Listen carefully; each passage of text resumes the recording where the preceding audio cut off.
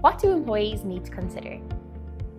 If you're eligible for automatic enrolment, or you think you might like to opt in, here are a couple of things you might want to consider. Firstly, you'll need to budget for the contributions that will be coming out of your salary when auto-enrollment starts, and for the years going forward. If you have multiple employments, you'll need to consider your total gross salary across all of your employments, because this is the figure that will be assessed for the income threshold.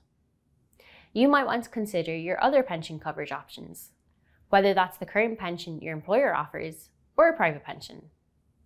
Auto-enrollment will be another offering for employees, but another option could be the best fit for your personal circumstances.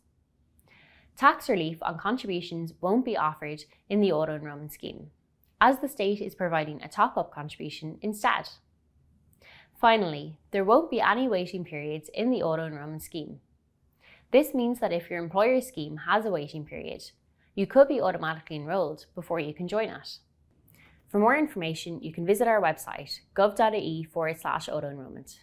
Here you'll find the latest up-to-date information, further information for employees and employers, and a list of our most frequently asked questions.